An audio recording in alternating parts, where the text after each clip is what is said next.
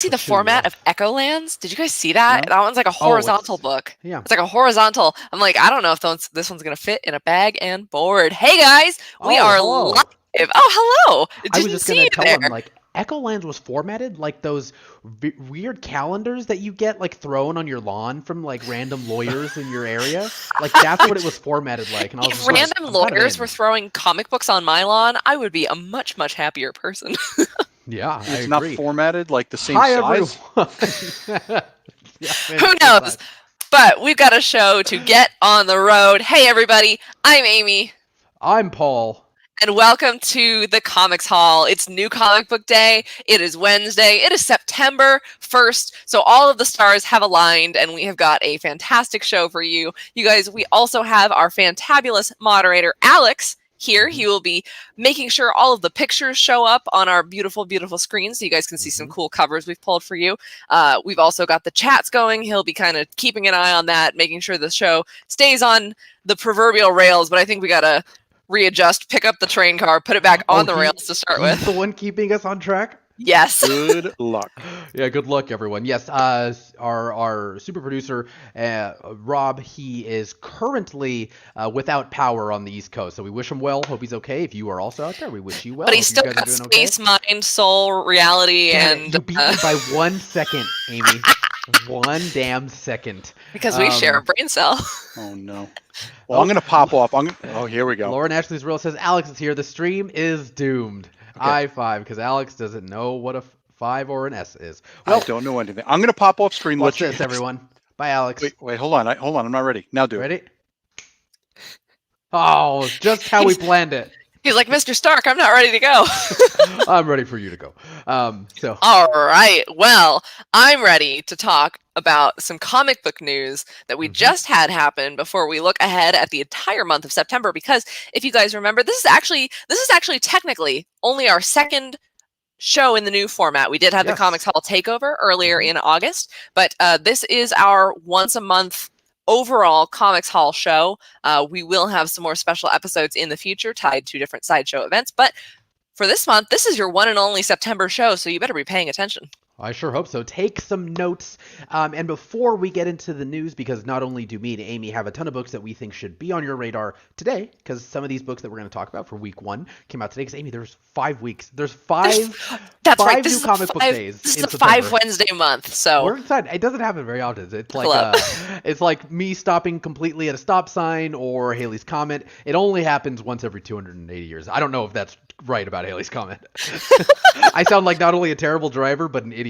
So that's fun. I've rounded out the show. But hey, before we get started with all that, we still do have, today we are celebrating the first day back at Hogwarts. It is our Harry Potter Light Day. It's one of our micro events put on by super producer and moderator Alex, heading up the event. If you look with his wand, which I think was just one of his paintbrushes, because he's a very, very good artist. Alex will show us some of his art. I was just going to put you on the spot. I have it in here from the studio that is not correct, Paul. Oh, not correct. Already lined. This is fun. Amy, you have a Harry Potter shirt on today. I do. This is the Hollyhead Harpies, my favorite professional Quidditch team. And a fun fact about me that you may not know is I played collegiate Quidditch at university. I was a chaser. Yes, please laugh. That was my last name. Surprising no one.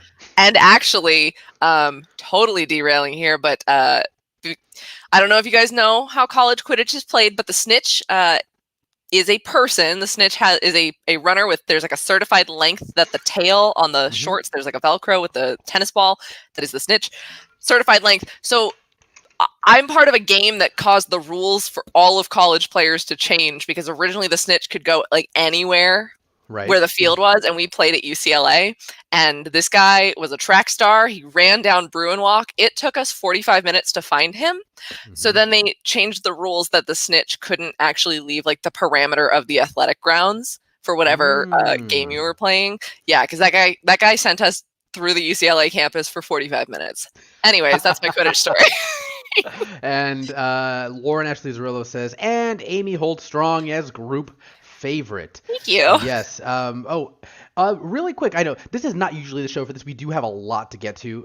Renato Contreras says, "Why is there no chat on the web?" We've kind of changed how that works. Now we're working with a company called iAdvise. The chat is still there. You'll see it on the bottom left. It is a really awesome function that we have now, where sometimes, depending on the question and the prompt, you will head over to some of our sideshow experts, or if it is a CS-based question, to our CS team. So the chat is still there. It's just changed slightly. So it is there, and if it's not there, you don't see either one of those. Call in, ask some questions, or maybe update your browser. So anyways, we've got to move to the news and everything. We have a lot to get to, Amy. All right. So first up, you guys have seen those awesome Marvel movie timelines. Well, they just released one for their tentpole comics for the rest of 2021 and the beginning of 2022 for their comic lineup. So we got to see a look at the next, I think, 8 events that are going to be coming to Marvel Comics, starting with Devil's Reign. If you guys are subscribers to the Chip Zdarsky newsletter, you know that he was being very coy about why the numbering for Daredevil was coming up very strangely. But we've got Daredevil from Zdarsky and Marco Cicchetto, excuse me. Then we have Avengers Forever. No, not that one. A new one from Jason Aaron and Aaron Cooter. We've got Marvel Timeless, which is a Kang event from Jed McKay, Kev Walker, Joe Bennett, and Mark Bagley. Then in the style of Hoxpox, we've got the X Lives and X Deaths, or 10 Lives, 10 Deaths of Wolverine. This will be a 2-part series, or at least 2-book series. From Benjamin Percy, Joshua Cassara, Federico Vincentini. Then up next, we're going to have She-Hulk from Rainbow Rowell, who's currently wrapping on The Runaways, and Rohei Antonio. And that'll get Jennifer Walters back to her roots after whatever's going on right now in World War She-Hulk. And then we've got the Fantastic Four Reckoning War from Dan Slott, Carlos Pacheco, and Rachel Stott. And then Moon Girl and Devil Dinosaur, but all of the information on that one is completely classified. I love that. Now, I've said that these are events. These are not all going to be crossover events. I think that the way that Marvel Timeless was, because it was kind of seated in the center of their graphic, that may be more of a crossover event like Empire, like War of the Realms that we've had. But all of these, they're going to be events. Most of them are going to be contained within their own series. I don't think these are going to be line-wide publishing things, but these are kind of the big stories that are popping up over the next couple of months from Marvel Comics. And if I may, if you were ever wondering out there why us in marketing and anyone else out there in marketing lays out things very clearly and over gives information, just go on Marvel's Instagram and on one of these posts and just see everyone saying like, this better have Hugh Jackman in it or I'm not watching. And they're like, this is very definitively comics, but people just absolutely losing their minds saying like, is this the name of the next Avengers movie? And it's like, these are comics. These are comic books. And I was so much more excited like for the comic book news, because I'm like, I feel like we always have the MCU news, but it was just so funny to me because Marvel, that format for them works, that timeline that they did. Yeah. And it's really just visually exciting. But for them to do that with the comics, like I think it was appropriate and it was awesome. But man, did it cause a stir for about a full 24 hours. Yeah, no, and like you said, a lot of the news coming out of Marvel is, of course, those big like long-term looks at the films. But it's great to have a long-term look at the series that are coming up, so you can kind of know, you can kind of plan. We're gonna have She-Hulk hitting around the time that the show probably is getting ready to debut. So this is a great look ahead, so you guys can plan, and you're not just kind of surprised with random events popping up over the whole timeline. So I'm pretty excited about this. Definitely going to be reading quite a few of these. And I was going to say, yeah. If Avengers Forever gets to have fun like Heroes Reborn did, which I think it is going to, because the solicit talks about Tony Stark, the archaeologist, also known as the Invincible Ant-Man. So I'm like, all right, I'm there. But this is going to be like alternate universe Avengers, like the last couple of Avengers Forever events we've had. Yeah, I think within a couple of hours of it coming out, me and Amy were already talking about what we're probably reading or not reading. Amy, right now you can read one of these. You can read the entire series. Which one are you like opening? Devil's Reign. Right, I gotta know what's going on. Devil's Reign. That would be my pick as well. Right next to probably Timeless, because like I love Jed McKay. Devil's Reign as well. Because I just that whole team in that big event, and it's going to include quite a few of your fan favorite Avengers and other people. But moving over from the Marvel universe to the DC universe, of course, we have DC Fandom is coming very, very soon. So DC Entertainment's streaming fan event returns on October 16th. That is the third Saturday in October, maybe the second. But in the announced schedule, Warner Brothers Pictures promises a new trailer for The Batman, along with glimpses of other 2022 releases like Black Adam, The Flash, Aquaman 2, aka Aquaman and the Lost Kingdom, along with the DC movies. The lineup promises new looks at upcoming comics, games, and animated projects, and I am so excited. I just saw some casting news for the Injustice animated feature. Justin Hartley as Superman. I'm like, he's my like distant fan cast for like, I want him to be Hawkeye, but like, I'm here for it. I'm here for an Injustice animated feature. They really put out with those animated movies. It's very impressive. Yeah, I mean, DC Fandom is great, and one of the things I like that they're being pretty upfront with this year is how to physically like day of, how to actually watch everything. So you can, of course, I believe, just go to dcfandom.com and you can watch it there. They just released their merch today for it as well. There's a very particular like chibi Batman DC Fandom thing that I want quite a bit. But you can also watch it there. But they will also this year be simultaneously streaming on Periscope, Twitch, and YouTube. So unfortunately, I think they heard the cries of everyone. Last year, what ended up happening is people were just streaming it from the website onto YouTube, and this year they're just going to do it themselves. So I think that's a great idea. I will be watching it on YouTube. Personally, the website itself got so many people on it that it was just really slow. So I like that they're just going to do panels and just let everyone enjoy it. And before we move on to the next one, Dan, I see your comments on Facebook. This isn't going to be the place for us to answer any questions about anything CS related. Please reach out to our customer service team if you have anything that you'd like to know about any of our figures. So, all right, we've got one more piece of news. I'm going to let you tackle this one. I know you're excited about it. Well, it was funny because we had this item on the list for last week's news, but we did today just get a brand new smoking hot drop of Midnight Suns gameplay footage. So following the game announcement last week, Marvel has revealed a first gameplay look at Midnight Suns with a U based on the Midnight Suns with an O team from their comic books, tackling the more supernatural side of Marvel.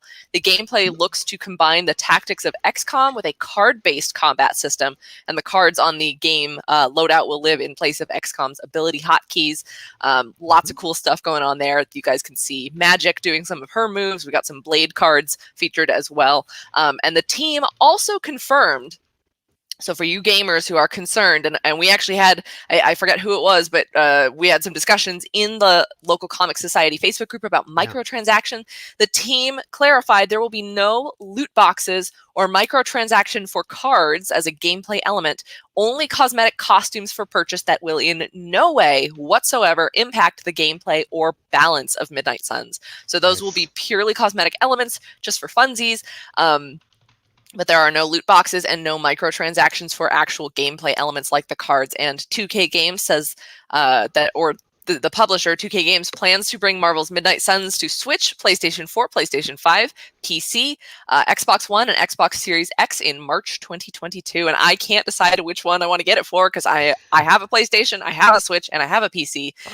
I'm kind of thinking the PlayStation because that seems like a nice big loadout, but we'll have to see how it displays graphically. But I'm very excited about that one. I can't say I've ever played like a card-based game like this. So I'm not super familiar with them either. However, the new Back for Blood beta test and alpha test, when they did all of that, that's a card-based system. So it's you versus the computer that can play its own advantages, and it'll be like, oh, this is how. So it's like, I don't know. I'm looking forward to seeing it. I'm not very versed in XCOM either. So for those of you who have played that, I'm very interested to see how you react to the kind of melding of the roguelite card system with the XCOM strategy formula. But I'm very excited about that. Yeah, I mean, if any of you guys have any recommendations of how we could learn more about this card-based system, site.show/URLCS, drop it in the group. We'll take a look at it. Tag me and Amy. I'd really like to know. Like, I don't really know how it's going to work. Again, I'm not familiar with the card-based video game system, unless it's like the poker that you play in Red Dead Redemption 2. That's about it. Or Gwent. Or Gwent, yeah. Not quite, but yeah, time will tell. March 2022 is not that far away. It's September now, which has given me a nice little wake-up call about the How fast time moves. Time is an illusion. Yes. And speaking of how fast time moves, we've got 5 weeks of comic books to get through. We So sure we're do. going to jump right into our Pulling Ahead segment. Now, you guys may remember this from our old versions of shows, but this is our kind of new formula because we are a once-a-month show. We want to serve as your previews magazine, your last call for pre-ordering anything, making sure that you let your local comic store know what you want to see this month. We're going to start with today and some of the biggest releases. If you didn't pick them up already today, there's still time to go check them out this week before they sell out.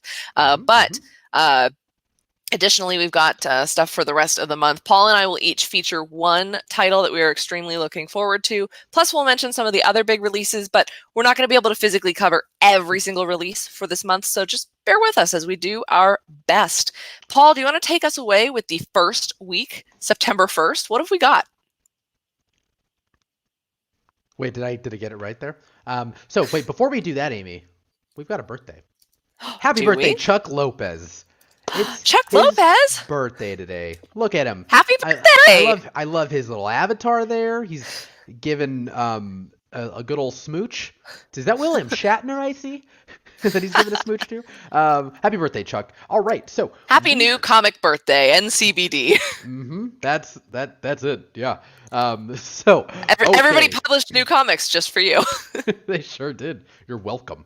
All right, so up first we have Dark Ages. Oh, we've got it there too, but I'm holding it now. I haven't read it yet. So this, of course, is by the incredible team. This is Tom Taylor, Ivan Coleo, who's one of the he's on what's Stormbreakers. He's in their Stormbreakers program, isn't he? Like one of the artists to watch. So of course Tom Taylor writing it, Ivan Coleo on art, Brian Reber on colors, and Joe Sabino on letters. This is of course another world building moment for Tom Taylor. I mean, he does it expertly, I think. I mean, he's one of the best people of taking a property or something like the Marvel universe that we know and sort of turning it on his head. It doesn't necessarily always mean like a darker version of things, but it is.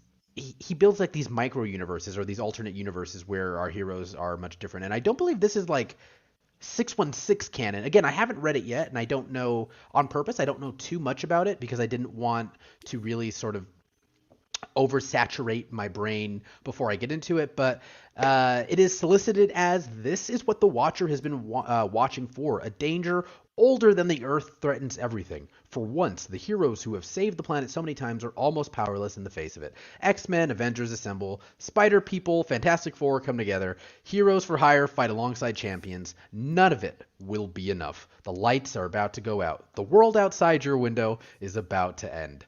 I love it. I'm super excited for it. I've read almost everything Tom Taylor has done. And again, if you are unfamiliar, Tom Taylor is the writer who brought you Injustice. He brought you Deceased and so many other books. But I mean, I'm really excited for this. And this is a book that you can go get now. Yeah, and I loved that marketing campaign that they did leading up to this with all those individual character portraits that were like, who were you when the lights went out, or where were you when the lights went out, and all those kind of really cool questions. So it'll be fun to see how this one stacks up once all is said and done with the other recent kind of Marvel events. Yeah, we have Kurikatsu on Twitch says Dark Ages was intense. I'm probably going to trade wait, but the first issue was bonkers. I bet, man. Tom Taylor usually comes out of the gate swinging. So, Dark Ages #1 out now. I believe this is a limited series. Is it limited to 6? I think it's about 6 issues. I think it's 6. I'm not sure if it's he usually is a mini series, which is 6, or a maxi, which is 12. I think this is a mini. So it's only a 6-issue commitment for a completely self-contained story as far as we know. But Amy's got a good one too that I think you guys should all be aware of. All right, and as was posted by user Tenchi Misaki earlier in the week in your local comic society, this is sold out at the distributor level, which means that your store can't order anymore. The print run is all sold out from Dynamite Entertainment. So you want to grab this if you see it on the shelves, if you are at all interested. We've got Red Sonja #1, written by Mirka Andolfo. Now, she is not doing the artwork for this series, but there is a Mirka Andolfo cover. She is working on this with co-writer Luca Blanchino, artist Giuseppe Cafaro, colorist Chiara De Francia, and letterer Hassan Otsman Alo. And this is a brand new start for everybody's favorite She-Devil with a Sword. This is a new ongoing series, so there is no determined end date from it. Again, from Dynamite Entertainment, and this starts. The story starts with a village on fire, and the only survivor of this incident is a child with mysterious tattoos, a very strange young child. And so, of course, Red Sonja takes it upon herself to, one, find out what's going on and what destroyed this village, but also find out a little bit more about this mysterious child. I mean, in the tradition, of course, of things like The Mandalorian and The Last of Us, like, who doesn't love a grizzled badass hanging out with a mysterious little child? So this is a new jumping on point for Red Sonja. If you are a Mirka Andolfo fan, she is such a fabulous writer, and I know that everybody really focuses on the artwork, and you can also see her artwork in Sweet Paprika #2 this week. But as a writer, she really does shine as well, and I really got to see that with the Buffy the Vampire Slayer Tea Time. I really enjoyed that kind of take where someone else is doing the artwork, because Mirka's work still stands up even without her artwork on there. So if you are a Red Sonja fan, I think this is a must. There's a lot of really great covers. I think the other cover is Jay Anacleto. So if you are a fan of that, this is a new debut, and I love that every so often we get to see new creative teams jumping on. I mean, we had Gail Simone, and we've had I think not Mariko Tamaki. Just all the different teams they get to. Marguerite Bennett. I think that was the name I was looking for. Marguerite Bennett, and people jumping on the legacy of Red Sonja. And so this is going to be another fantastic adventure. So that is out this week if you're interested. And again, like I said, sold out at the distributor level, which doesn't mean your store doesn't have any copies, but what your store has is what they can get. Tenchi Misaki says, if I remember correctly, there are 9 covers, most likely because Dynamite Entertainment does a million bazillion covers. I think the Jay Anacleto and Mirka are the like A and B covers, but yeah, this if you're a variant fiend, go wild, find what you can, and be sure to check out this new debut. Now, there are a couple other books that we wanted to call out that are coming in this week. Tons of fabulous stuff. And I mean, even I think after this show later this week, Paul and I will post our own pull lists from this week. But in terms of number ones you don't want to miss, we've got a couple other ones. Yeah, so up first, we've got Batman Fear State Alpha. This is sort of the culmination of a lot of stuff that James Tynion IV is doing. I haven't read it, but it definitely feels this is a book that, again, they came out today. So it definitely feels like he's rounding third base coming home, because he is getting ready to depart, and Joshua Williamson will be jumping on to Batman as soon as issue 118. That came out. You can see the new creative team on that. I don't remember who the artist is right now off the top of my head, but I know that Jorge Jimenez is staying on Batman for interiors every once in a while. It might just be for the Ghostmaker stories that are in the back. But yeah, Batman Fear State Alpha is the start of a sort of a line-wide event. It is the Fear State event that sort of takes place within the Batman universe across the multiple books, and plays a little bit off Future State, but you're going to need to at least read the last like 6 issues of Batman to really appreciate it. But it is out, and it is sort of James Tynion's walk, his strut there, because he's wrapping up a pretty great run on Batman. Yeah, and remember, these DC titles technically come out on the Tuesdays of their respective weeks, but just for the royal comic book collecting, we're talking about Wednesdays. There's also the Batman Superman annual. There's a lot of DC annuals coming out this month, so you'll want to keep an eye on those. We've got lots of characters getting their own features. And then we've got the next in the Peach Momoko series from Marvel. We've got Demon Days Cursed Web, which I believe on the cover I've seen features like Sabretooth and I think Ghost Spider, but another installment in the bi-monthly, which is every 2 months, not twice a month, every 2 months, Demon Days series. Just a beautiful take on Marvel in feudal Japan, which they seem to cross over quite often with. I mean, with all the different Wolverine samurai stories and all this stuff. But just really, really cool. I'm looking forward to diving into this one because I love the lore that she's building as well. So that does it for September 1st. I know that there are tons of great books. Some of you guys have been shouting out all the awesome stories that you picked up this week in the chat. So please keep doing that. We will also post our polls in the local comic society. But up next, we've got week 2, which will be September 8th. And we got a couple of independent debuts we wanted to feature for you. Yes. Paul, do you want me to go first, or do you want to go first? You can take it. All right, I will take this next one. The next one I'm very excited about is Dead Box from Vault Yes. Comics. This is written by Mark Russell with art by Ben Tiesma, colors by Vladimir Popov, and letters by Jim Campbell. Now, Dead Box is about a small town called Lost Turkey, and the only source of entertainment in this little backwoods village is a cursed red box movie rental machine that has horrifying movies that no one's ever heard of that are a little close to home for the residents of Lost Turkey, and they find parts of their own lives are kind of warped and twisted on the screen, and it's going to be fun. They've promised that in successive issues, each one's going to take a different theme. The opening issue has a bit of a sci-fi bent to it, but they've said there's going to be a superhero story style one. There's going to be a Pixar style kind of cute animation one. So this is going to be really fun. This is another great horror installment from Vault Comics. If you guys are interested, I've read a preview of this, and it's going to be a really fun and very, very somewhat like philosophical, but also like deeply like psychological series going on there. Just, I think, another great debut from Vault. So if you guys, and there's a couple of horror releases from Vault this month, so you guys are going to want to check out Dead Box #1, which releases next week on September 8th. Also, while you're there, don't forget to pick up Maze Book #1. This is by Jeff Lemire. When I say by Jeff Lemire, I mean the entire thing is done by Jeff Lemire. Written, the interiors, and completely colored by Jeff Lemire. I mean, I'm very, very stoked for this book. It's about a lonely building inspector still grieving the loss of his puzzle-loving daughter, and he receives a mysterious phone call which he thinks could be her.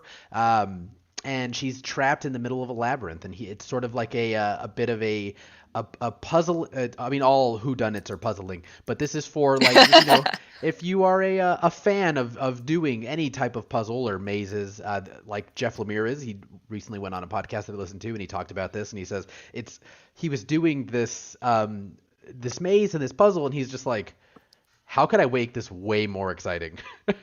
So I kind of loved that he built this incredible narrative around this thing that he felt was like, I'm really bored right now. And he loves to do them, but he's like, the act of it is kind of droll. And he writes from a very personal place in this book. I'm very excited. Of course, this is by Dark Horse. This is a #1. Again, with Jeff Lemire, you always kind of know what you're getting, which I'm excited for. They're usually pretty self-contained, pretty small stories, and to me, Jeff Lemire books are solid all throughout. I mean, if you know, most notably, if you've been reading it as of late, like Sweet Tooth, I feel like there's never like a moment where things drop off or he doesn't make things slow for a purpose. And usually every issue is firing on all cylinders. I'm really excited for this.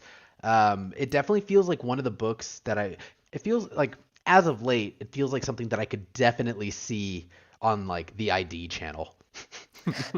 Well, now I really want a psychological thriller comic book about escape rooms or something. Mm-hmm. Yeah, that would. I watched the trailer for that movie, Escape Room, and I was like, man, I would have been dead before the music even started playing. Maze Book #1 releases next week as well. So very excited for that one. I mean, we wanted to spotlight some indie books, but Amy, we also have some other books we think people should be aware of.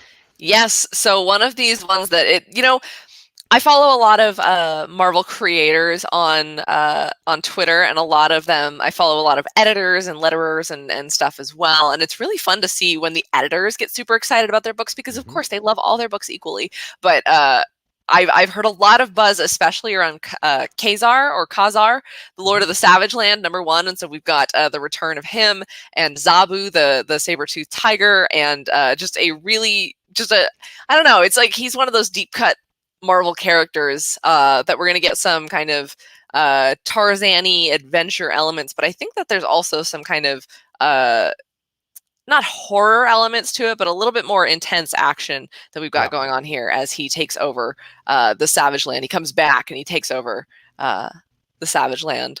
So we've got that coming from Marvel next week. And you definitely should be aware of as well Black Manta #1. This is by Chuck Brown and Valentin Delandro. It's it's following. So one of the things you're going to have to do is out today is an Aquaman 80th anniversary special. It's one of those 100-page spectaculars, about $9.99. There is a story in there that will directly affect this story. So if you are a Black Manta fan, you are an Aquaman fan, go pick up that 80th anniversary special, and then next week you can pick up the Black Manta book and read it simultaneously, and really just sort of get everything you need from it. Because I think if you read Black Manta by itself, it may be a little confusing. But it's only 6 issues, so it should be completely fine. I think you guys are going to have no problem just picking up Black Manta, even if you don't read the 80th. I think you'll be okay. And then we've got the actual full launch debut of Bountiful Garden from Mad Cave Studios. Now, if you guys had an opportunity to pick up the free Comic Book Day issue, that was the full first issue available. Mhm. But if you are also pre-ordering and reading the series, you're going to have the actual release for Bountiful Garden, and then that series is going to begin. We'll get the next issue next month, and so we're very excited about that one. Of course, that is the sci-fi story of which a group of young, brilliant teenagers and scientists, teenagers who are scientists, have been put into a cryo sleep, and they are traveling to their destination, but they wake up when there's a technical malfunction, because when isn't there, but they are over a planet that doesn't seem to exist on their radar and their maps. Of course, we've got like a botanist, we've got a technician, we've got them all having their own different special skills, and from the free Comic Book Day issue, if you guys got to check that out, one of my favorite parts of it is seeing how we all imagine, like, if you're an alien or you've played Alien Isolation, being that lone badass who wakes up when the cryosleep pods don't work out. This had some very real reactions of how teenage characters would handle this. Some of the younger teenagers are very scared, and some of the older ones are like, get it together, you crybabies. Like, this is what we're here for. So there's going to be a lot of fun going on with that. So if you like kind of floral horror, if you like sci-fi, if you like that kind of dystopia feel, then you guys are definitely going to want to pick up Bountiful Garden from Mad Cave next week. Yeah, such a rad book. Very excited for you guys to all read it. Yeah. All right. I mean, and then I think the last more. Yeah, we have yeah, one the more. last one we want to call out for next week. So we did recently on our news segment during the Comics Hall Takeover, I think we talked about the upcoming horror anthology from Archie with Madam Satan kind of Twilight zoning it through different scenes of Riverdale and Greendale. Going on, but there is going to be a more lighthearted Halloween release from Archie Comics. If you guys are into that, they've got the Betty and Veronica Friends Forever Halloween Spooktacular #1 coming out next week, so you can wet your Halloween whistle ahead of time with the release next week. And that one's more classic Archie publishing. So if you're into that, if you're a fan of Betty and Veronica and just the kind of fun retro style Halloween stuff, then you're going to want to pick that one up. And then you can wait for the Chilling Adventures, or I forget what that one's called, but it's not Chilling Adventures. The Madam Satan anthology. Yeah. That'll be in early November from Archie Comics. So I thought that was a little bit fun. Gets you in the mood for our upcoming Spooktacular, maybe. I mean, personally, I love that people are starting to steer more into like the horror like anthology, and also, you know, just kind of spotlight. Like I don't want it to be like this grand spanning story. I just saw. It was funny. I was just going to bring this up, and Brent Titus commented, is anyone reading the Conjuring comic books? I am. I love them. Personally, I think they're really fun, and, you know, there is this...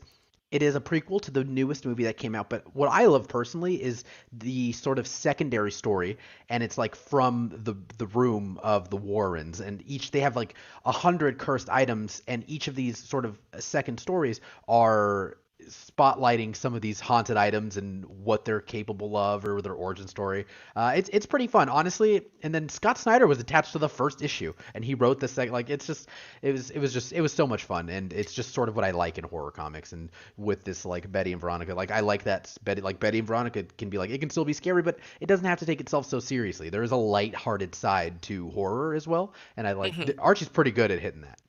Yeah, I mean, ever since they embraced the afterlife with Archie, and then they did Vampironica and Jughead the Hunger, like, that's just such a fun way to see those classic wholesome characters taking on a little bit of a darker twist. And I did just look it up to clarify. It's Chilling Adventures in Sorcery, but that is the Twilight Zone-esque anthology coming up soon. But nice. Yeah, lots of fun.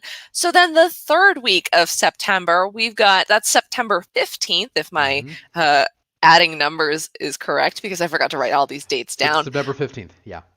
we've got a lot of really good books hitting from Marvel and DC right about then, plus some independent stuff coming out. So, Paul, you want to take us through what you wanted to feature for September 15th? Yeah, definitely. I think we're kind of spotlighting this one because as we get closer to the release of, believe it or not, we've got another Marvel movie coming out between Shang-Chi and between Spider-Man. We've got Eternals coming out. Eternals is coming out, and I think, Marvel's doing a great job of putting some of these books in front of people's eyes, and also just showing off the various sides of the Eternals. I don't know if I don't know if it was you, Amy, but I remember someone talking about it where it's like, if you wanted to get sort of a better insight as to what the Eternals may look like, I think this it's Kieran Gillen. Nope, not Kieran Gillen. Is it Kieran Gillen? Yeah. Who's doing the recent one? Yes. I just confused it the first time, so my brain is now perpetually ruined from it. But yeah, the Yeah, Kieran Gillen book now, that's out. We had a recent discussion about what during the Comics Hall takeover. So if you guys missed any of those shows, we had 3 fantastic Comics Hall specific shows. There were a lot of game shows and contests that went on that week as well. But we had 3 specific takeover episodes. But in one of those episodes, we were asked, what is the best kind of Eternals jumping on point? And of course, there's not a whole lot of material for them throughout the years. Of course, there's the classic Jack Kirby. We've got the Neil Gaiman series, and then the most recent Kieran Gillen and Asad Ribic series.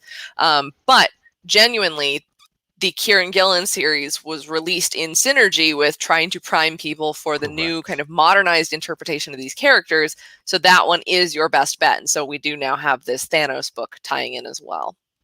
Right. So up first, we've got Eternals.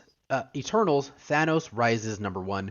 This is, again, in line with Kieran Gillen. The artist inside is Dustin Weaver, but we got the cover by, I know, a favorite of Amy's, Asad Ribic. Ribic? I've heard it's Ribic, but I've also heard Jason Aaron say Ribic, so who knows? It depends if he's feeling froggy or not. So, so this is solicited as, Eternals are created, not born. They have families, but their families make no new children. It's simply not what Eternals do.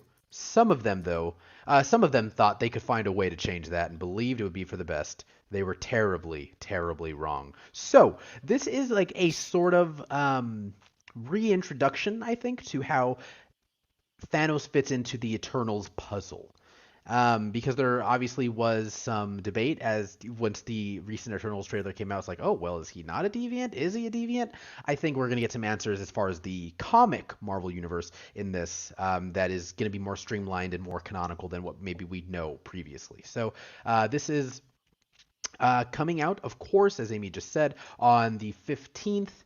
I mean, it's exciting. I think there's going to be a lot of... There have been a couple of the sort of Eternals one-offs that I think explain different people that are in the Eternals atmosphere, and this will be interesting. And Kieran Gillen can write a hell of a book, and does a great job with these sort of, I think, maybe reintroducing canonical events. So if anyone can knock this out of the park, it's Kieran Gillen. So I mean, I'm really, really excited for this one. And again, it's just fueling the fire for people for when Eternals does come out in November. Mm-hmm. And whether he's a deviant or not, just don't call him Dion. That's a Donny Cates series joke. Hey, what's up? Up next, I'm very excited. So technically this one already came out, but if you are a Luddite like me who prefers paper and ink comic books as opposed to digital screen reading, we've got the physical publication of Harley Quinn, the animated series, the Eat, Bang, Kill tour. I am so excited about this one. This is, of course, based on the Harley Quinn, the animated series feature, so it may not be appropriate for younger readers. This is just warning. I mean, some people are like, it's an animated show about a character we all love. Why can't I watch it? And it's because there's a lot going on in the series. I love this one so much. Can't wait for the 3rd season. And if you are excited for the 3rd season as well, then this perfectly bridges the gap between the 2nd and 3rd seasons. So this is the print debut. It'll come out on the 14th of September, technically. So that is the Tuesday. This is written by T. Franklin with art by Max Sarin, who you might recognize from Giant Days. with colors by Marissa Louise and letters by Taylor Esposito. And I've got the fun description that says it better than I ever could. Harley and Ivy are on the road trip of the century following the wedding disaster of the decade. Harley Quinn and Poison Ivy end up on the run from Commissioner Gordon and the GCPD.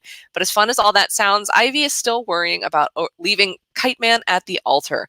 Luckily, Harley's got the perfect scheme to shake her out of her wedding day blues. So this is a limited series, I believe 6 issues in length, and it will bridge the gap between seasons 2 and 3. Now, like any good animated series and a companion comic, this comic is not going to be 100% necessary to watch the next season of the series, but it'll probably illuminate some of the time that has passed. Some of the jokes may even play into the 3rd season, but I'm very excited to see this. I love Harley and Ivy. I loved the, like, I get secondhand embarrassed, so I had a little bit of like that going on, but the whole Kite Man and Ivy shebang. And then of course on this cover we can see Commissioner Gordon, see Batman, we've got Catwoman, we've got Livewire, we've got Batgirl. I'm not even going to try to do an impression, but he's just so perfectly dumpy and depressed in this series. But I'm very excited. And hey, we got a taste of Lake Bell's voice acting again recently in the Marvel What If series. She was Natasha Romanoff in the 3rd episode. So if you're looking for a little bit more to bide your time, definitely going to recommend this one. I'm excited about this, and we're going to have successive print releases for the next issues as well, as they do digital first and then the print. Yep. So very excited about that. I keep forgetting about that book, but I was like, I just keep forgetting that it's a tie into the show, and I was like, I'm obviously going to pick it up. It's great. I'm very excited for it. So those are the books that we wanted to really kind of spotlight, but we have some other books we want to rattle off real quick that we think you should be aware of. The first one being I Am Batman by John Ridley and Olivier Coipel on art there. And now this is sort of the proper stepping into the light for Jace Fox as Batman following the events of Future State. So if you have been all in on that, like I loved all of John Ridley's, all of the books that he did during Future State. This is sort of the continuity after this. There was some stuff that happened in between that it's more prequel. It's not necessarily as important, but this is like picking up officially with Jace Fox as Bruce Wayne. As Batman with Bruce Wayne's fortune. That's a bit of a spoiler, but you're fine. Yeah. Jace Fox is now super rich, and he's got all of Batman's gadgets, and Batman doesn't have any of that. So it's pretty interesting. It's a great dynamic, and John Ridley can really, really write. So I'm pretty excited for this book. I think this is a good step in the direction for like Jace Fox as a character. And then also from DC that week. So all these DC releases will hit on the 14th, remember, with your local comic book store. We've also got Titans United #1. Now, this is a limited series out of 7 issues. I've noticed that DC's been doing a couple more of these limited out of 7, which is a very odd number in my opinion, but good for them. And this is about the Titans facing their greatest challenge, their own powers. And it stars Nightwing, Donna Troy, Superboy, Starfire, Raven, Beast Boy, and Red Hood, kicking off a thrilling new adventure that will lead one of their own to question not only their place on the team, but their very existence. So if you guys like the Teen Titans, or I guess they're no longer the Teen Titans, but they will always be the Teen Titans in my heart. If you are a Titans fan, we've got a new series kicking off, and it's only 7 issues long, so it is a nice kind of quick package. And then, yes, Kurikatsu, we see you in the chats. We also wanted to call out, we've got Primordial #1 coming out on the 15th. Yeah, it's going to be a big month for Jeff Lemire. Just didn't get enough of him from May's book, then you can also go here for Primordial. That's Jeff Lemire and Andre Sorrentino. It's a cute story about 2 monkeys who get taken, but we don't know where it's from. It's this one's a bit out there. I mean, if anyone can execute it, it's going to be Jeff Lemire. So Primordial #1. That is Image. It's Image Comics. Yeah, and it's Cold War sci-fi. That one's also a 6-issue miniseries, and it is it's kind of like a We 3 but sci-fi Cold War space animals. And then of course, we can't forget Laika the dog. So we've got a lot of fun going on there, and it's kind of one of those. If anyone can get away with this, it's Lemire and Sorrentino. So. That'll be an exciting release. That and the Eternals are the only technical releases on that Wednesday that we just mentioned. But because DC had to be different. Of course. And Amy, we're getting a note from our producer Alex saying we've got to move on because we've still got 2 more weeks. Remember, there are 5 weeks in Wednesday that have new comic books. I'm just here to help. I'm reading Harley Quinn. I'm reading Red Sonja. I picked up a whole lot of books this week. All right, leave me alone. All right, I'm leaving. Thanks, Alex. All right. Well, on that note, then we are going to the next week in September, which will be September 22nd. And we got a lot of death going on this week. I'm going to start us off with another book that, thanks to our friends over at Vault, I got to take a closer look at. I got to read the first issue in advance, and I'm going to tell you guys this one is probably one of my more anticipated releases from Vault, just coming up over the next couple months, because I love the artist on this. This is Human Remains #1. This is written by Peter Milligan with art by Sally Cantorino, who is just fresh off of her run on I Walk with Monsters. So that's the one I'm following her over from, with colors by Dervla Kelly and letters by Andworld Design. Now, the quick elevator pitch for this one is, you guys know The Monsters in a Quiet Place. If you haven't already seen that film, spoilers for the first film, but the monsters in that hunt by sound. This is about alien monsters that hunt people by strong displays of emotion. If you display an emotion, any fierce emotion, these monsters can and will find you. So if you're happy, if you're sad, if you're scared enough, they will find you. And so this is a world that has been reduced to people having to lock themselves up and lock their emotions down just for a chance to survive in this world. And there's a really cool past and present dynamic in the first issue. It is going to be a really fun, really creepy series that really gets to explore the wide range of what it means to be human and have those emotions. And like the whole emotional spectrum is up for grabs. Like you can't be happy, you can't be sad, you can't be scared. I mean, you can't be anything. It was interesting. After reading this, I was very much like, I really wish I would have read this, day of, so I didn't have to wait now 2 months for issue 2. It's really good and ends on a pretty bitchin' cliffhanger. I'm super stoked. There's our one. That's the official. Paul has said it is our bad word. It's a bad word for a good cause. So yes, Human Remains. You guys have a couple weeks to get ahead of this one. So let your store know if you want to check this one out. It is so creepy, and it looks like it's going to be another fantastic kind of very philosophical horror story from them. I know it's a different writer, but I Walk with Monsters was also very much one of those psychological, like not psychological horror necessarily, but it had a lot of kind of metaphor and metaphysical elements to it. And then this one has some pretty gnarly monsters. They've actually managed to hide the monsters out of the previews and the marketing materials. But if you like really creepy monster designs, highly recommend Human Remains. 100%. This is that cover is indicative of what you can expect in this book. Let's just say that. All right. Well, of course, up next is a book that I am very, very stoked for, and sort of very telling for what we got today, with not in death or anything, but in Doctor Strange being in the forefront. Of course, we have got The Death of Doctor Strange #1, a super highly anticipated book, sort of a mini event that Marvel's putting on. This, I mean, we don't know that much, but this appears to be more than just the death of the Sorcerer Supreme. So very excited. This is Jed MacKay, who again I sort of have a writer's crush on right now. I've been reading everything Jed has been doing, and with art by Lee Garbett. And I don't have, unfortunately, who's doing the colors here yet, but this is Carr Andrews on this main cover here. So I mean, it's absolutely incredible.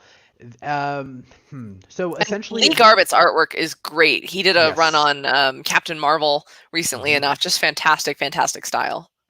Yeah, and this is going to be an interesting book because this is part like post Doctor Strange death and pre like contingency plan. Essentially, it's what happens when the Sorcerer Supreme dies. So Doctor Strange is constantly, he's got so many plates spinning in the air, but what happens if he just were simply to exist and all of the plates would come, down at once? And we may be getting a new Sorcerer Supreme after this. Some characters that you thought maybe were not involved in the magical and mystical side of Marvel may be getting involved.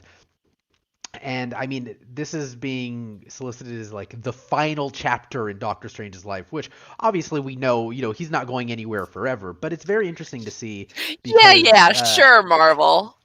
Just yeah, before okay. his big movie. I bet. Okay. The Agatha wink. Yeah, exactly.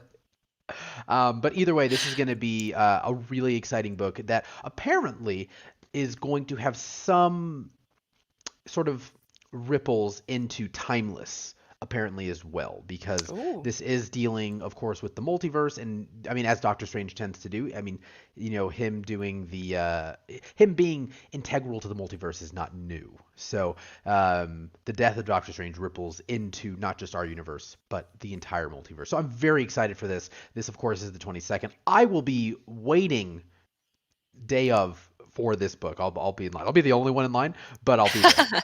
There's no line, sir. And you're like, no, I'm the first one here. I am the line. But if there is, I'm here. Yeah, and I'm picking up the Strange Academy tie-in to this, where they have to react to the death of their headmaster. And I hope we get to see a little bit more of Kushala, the spirit rider.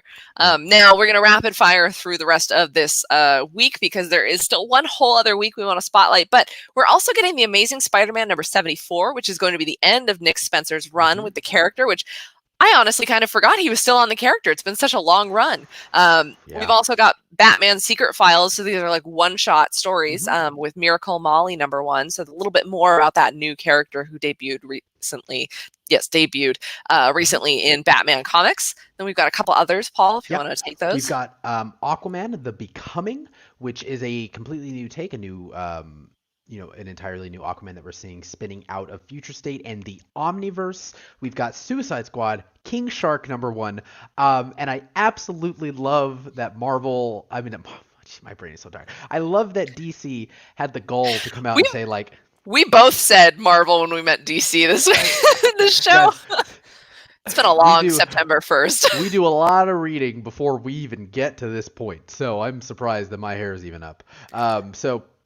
We've, of course, so Suicide Squad, King Shark number 1. I absolutely love that DC came out and said, like, this is not the adorable King Shark. This is like the killer King Shark, and apparently has a very different relationship with Ratcatcher. I was just like, no, just keep it nice, but it's not as friendly. And lastly, the book we wanted to spotlight coming out that week is Frontiersman number 1. I believe that's Image Comics as well. That's from Patrick Kindlin with artist Marco Ferrari. And this one is a strange new, it's an independent series, creator owned, that they are pitching as, first it's an ongoing, but it's a blend of classic Green Arrow adventure with the thoughtfulness of Concrete in a superhero odyssey for mature but uncynical readers, in which Frontiersman is coaxed out of retirement by an environmentalist group, only to find that being a spokesperson makes him a target for old and new enemies alike. So he is a retired superhero who becomes a spokesperson, and that puts him back on people's crosshairs once again. So, I mean, I'm always here for a kind of superhero coming out of retirement type story as well. So that will be a fun debut to watch out for on September 22nd. Very excited. Now, last but certainly not least, the 5th Wednesday this month, September 29th, we've got don't sleep on the end of this month, because we've got 3 massive heavy hitters from the big 2 coming out. First of all, we've got Inferno starting. So this is going to be, of course, the next chapter in Jonathan Hickman's X-Men saga.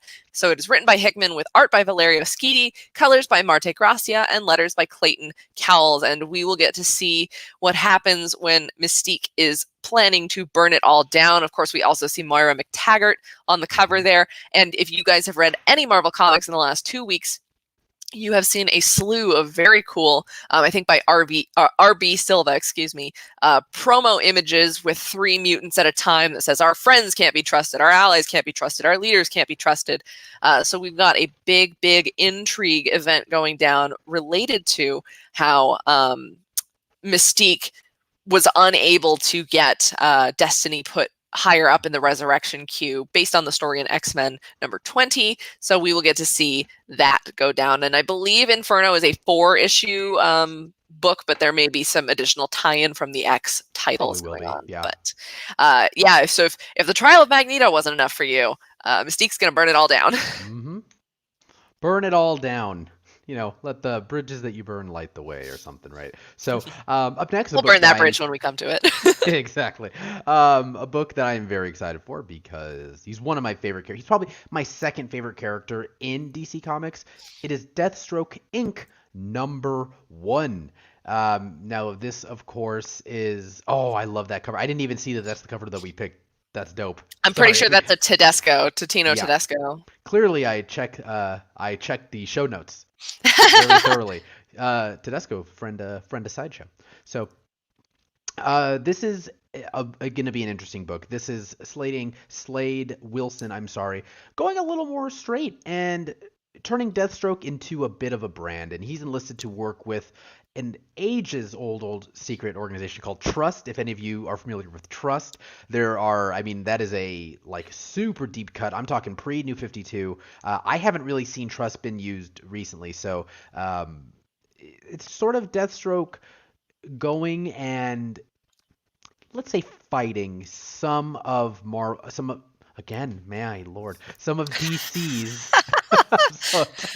some of DC's favorite characters, but he has a new partner, and he, is it unreluctantly? Is unreluctantly the word? Partners with Black Canary. They become partners on a mission. Eagerly? No, he's not eager. He doesn't want to do it. Oh, reluctantly. Yeah.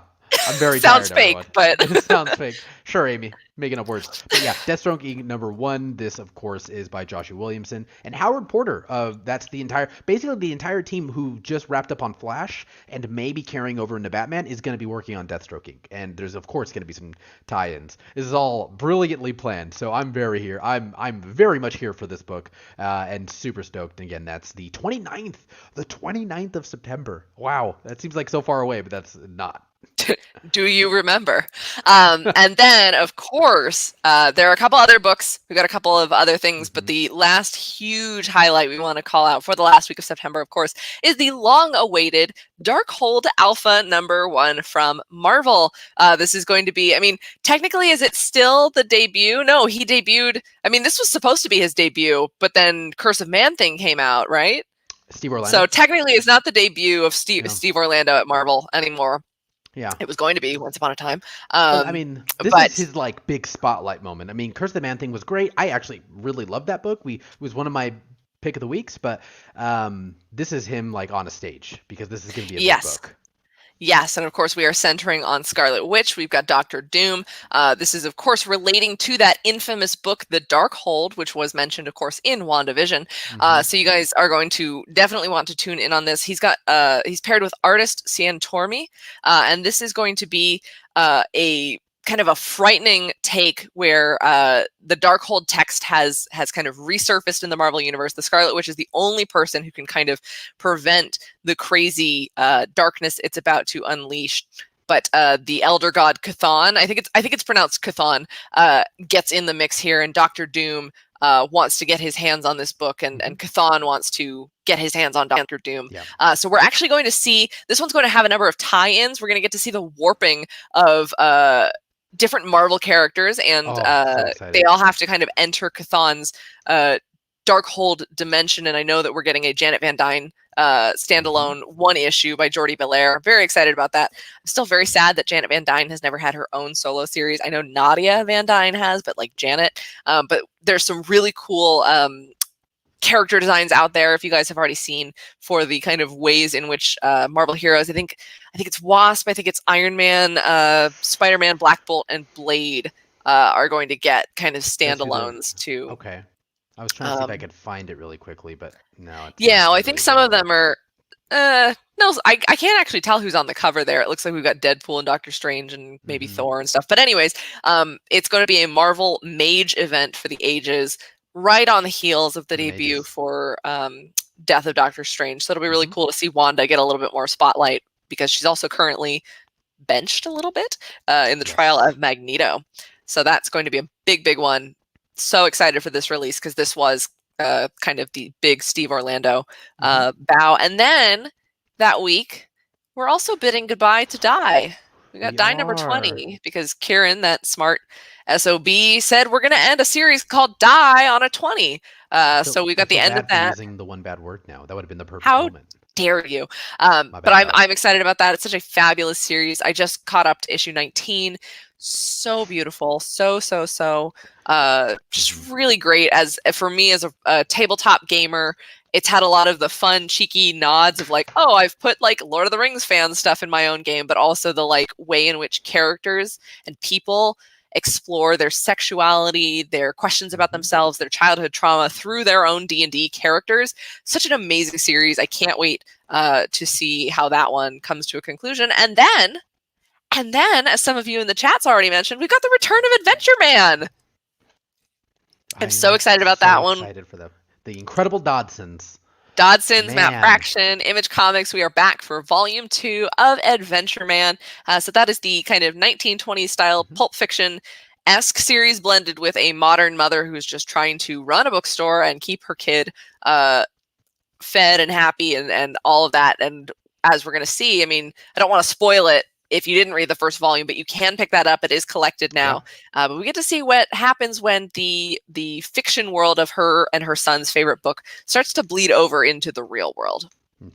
Yeah, it looks really great. And the only other thing that I wanted to mention that is coming up is two big books. You've got Department of Truth, number 13. And the reason I'm bringing that up is because you've got 13 and then 14, and then Tynan and that team are taking a break until like February, which means that Nice House on the Lake is getting, it's like the first arc is wrapping up in November, which we can cover that in November. But after that, they're on break till like February. Like almost a lot of his books are on break until then, and so it'll be exciting. So that's the only other thing, because obviously I know a lot of you are reading Department of Truth as well. So all right, I think that wraps it up for our pulling ahead. Yes, that does wrap it up for pulling ahead. And we wanted to wind the show down with a holler at the hall. We've kind of changed this segment up because instead of just asking you guys questions relentlessly and you guys are like, geez, another one, we have opened up the whole dialogue, of course, to our Facebook group. We are in your local comic society, side.show/yourLCS. We are bringing the comic society, the comic store experience to you without the selling books part of it, of course, but asking people for recommendations, seeing what variant covers have come out that week. A really fun and robust community. We had so many new people join after the Comics Hall takeover, which just proves we have to take over the Sideshow channels more. But if you guys ever want to continue the conversation in there, we are always posting up news, trailers, everything that gets turned into a television show. That is the first place I always go. So we had some great conversations this week. And a couple that really embodied kind of the goal of the group and the goal of the Comics Hall show, helping people get into stuff when they don't know where to begin. So Nancy Diaz, group member Nancy Diaz, asked, if I want to start reading Batman comics, where do I start? I'm new to comics, but I want to get into reading comics as much as I read mangas. So if anyone can help me, that would be great. Thanks. And instead of in the wilds of the internet, where sometimes people would be met with like, you don't know how to pick up a Batman book, or just rude responses, we had so many great responses, really thoughtful ideas, a lot of people really just helping Nancy to figure out a place to start. And we pulled some of our favorite responses from the thread as well. So Paul, if you want to jump in there. Yep. Omar Carvalho says Hush is a good place to start. Fun read, and you get a whirlwind tour of Batman's Rogues Galleries. 100%. Totally agree. That is a great book to start with. I mean, it's also Jim Lee. So, like, you're getting, like, peak art in a time when Jim Lee was absolutely just crushing it. Adriana Gonzalez, one of our super moderators, said, I loved Batman Universe by Brian Michael Bendis. It's self-contained, has both fun and dark elements, and the panel work is brilliant. That is correct. That is a great recommendation. Yes, and then we had John Michael Validka say, I would recommend two possibilities. Batman Year One is a good intro if you like a single story arc.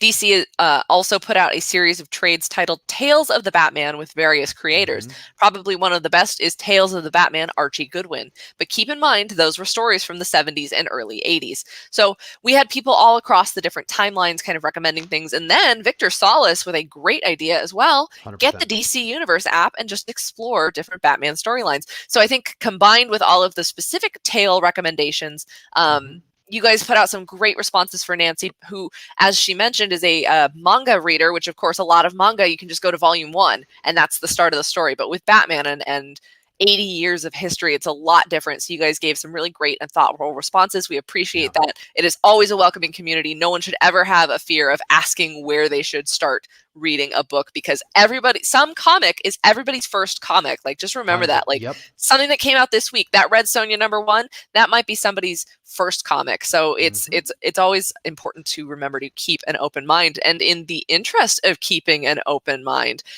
Adriana Gonzalez mentioned, I figured I'd read an issue of Stray Dogs for Dog Appreciation Day, which was last week, and I read the entire thing in one sitting. It's so good. I thought all the fuss was because of the covers, but people are missing out on a great story if they don't read it. What other seemingly overhyped books am I missing out on? I tend to ignore books when too many people are talking about them because they're almost always a letdown, but now I'm reconsidering. And we didn't have as many comments on that thread, so it's still active, though. So if you guys have your ideas, you can chime in. I personally said, I don't know if you've read The Wicked and the Divine at all. It was appropriately hyped, but I think a lot of people overlooked it because it was just like, oh, it's fun. It's campy music, teenagers. Adriana mentioned that she had read a volume of it, but fell off the book. So I have encouraged her to go back. And then we also had some great responses. Paul, if you want to take a look at those. Yeah, we had our very own honey bear, Rob Kocher, said Saga is wonderful if you aren't reading that one. I'd also recommend Die and Chew. I will always recommend Chew. Rob does love Chew very much. Those are great books. And then Tenchi Misaki, who's in our chats right now, says, I will never not answer questions like this with anything other than Monstrous. Monstrous is wonderful. That is an incredible book. A lot of those Image Comic ones as well, you can check out the first issue for free, available on Image Comics website. I believe they have a whole section just for what free first issues they have available, and also on the respective product pages for those specific series, you can often see read first issue here in your web browser. And that's a great way to try out something new. Also a great way for Nancy, if you're ever reading creator-owned series, those are very similar to manga, where the #1 is always the #1. It's just with Marvel and DC characters, it's a little bit different. But yeah, if you guys have a series that you thought was maybe overhyped, that should be reconsidered, or maybe one that you passed on because you saw too many people talking about it, I get it. I do that with TV shows. If too many people are talking about a show, I will wait until people are not talking about a show because I don't want to be asked my opinions on the show constantly. That's the only reason I'm not watching Ted Lasso right now, and I know that's not a good reason, but you should. It's so good. No, Paul, this is exactly what I didn't want. I will say my answer to probably the overrated, it's gonna be The Walking Dead. The Walking Dead is a really good comic, and especially if you go into it with the mindset that the show didn't exist when this came out, because you're going to go into this and know some of the tropes, but man, did Robert Kirkman really do some different stuff with comics, and especially it was groundbreaking. It was. It was in a time in 2008 when superhero comics were everywhere, and he really he sort of slowed down the game to his pace, and everyone was catching up, is the best way I can explain it. And it's really good in having sort of the courage in a lot of those issues to have nothing happen in 2 issues, and then boom, it just all unravels. And of course, the black and white was also very unique. Yeah, I was gonna say that's one of the things that I think is, a lot of people think it makes a comic book look cheap, but in a really well done circumstance like The Walking Dead, I think there should be more black and white comics, with the omission of color. Now we are getting, of course, the deluxe versions that are fully colored reprints, but I think that there's a certain amount of courage to just do a black and white comic book if it serves your story, and I think it adds to the dread of The Walking Dead. That it really did change the game. And I think you pointed out, Paul, there are some children out there that they'll go, wow, they made comics of this TV show that's also considered an older TV show now, which makes my skin crawl. 2013 Walking Dead came out, which means there are 8-year-olds walking around who, I'm sure there's 8-year-olds who are watching the show for some reason, and they're like, man, that's crazy that this, I've only ever known this show.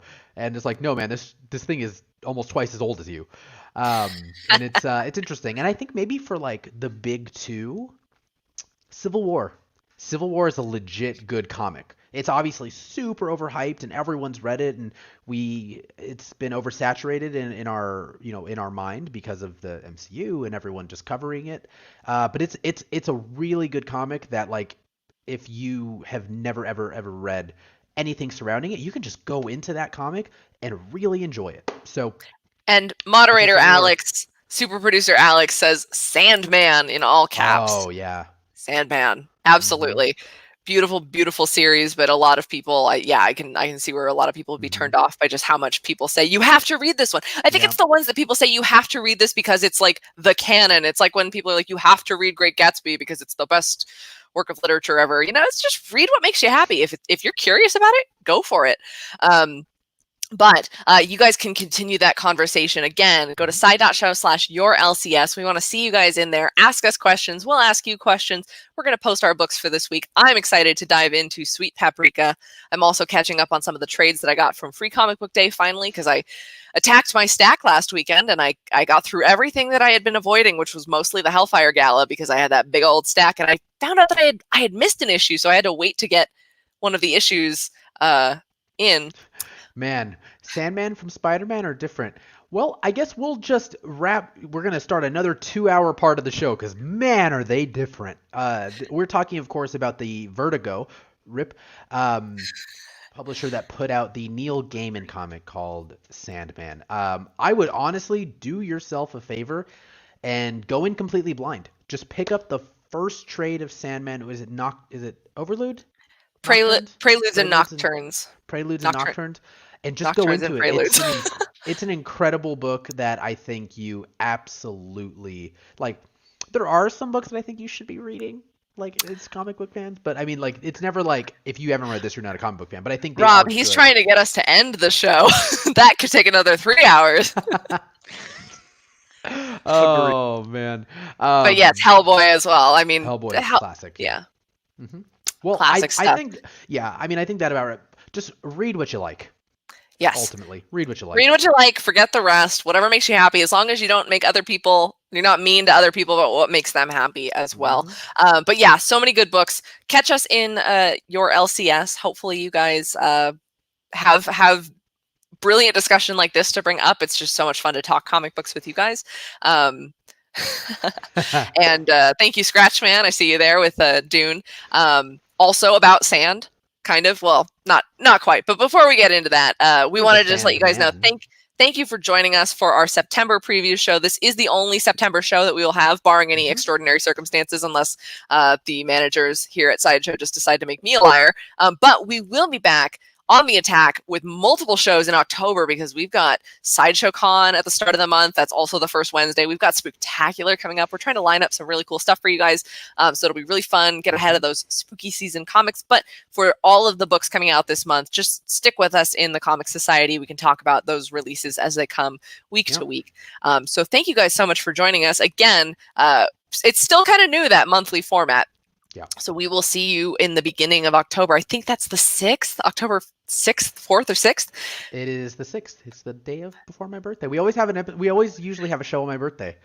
And I'm still somehow always working. Happy birthday. You're welcome.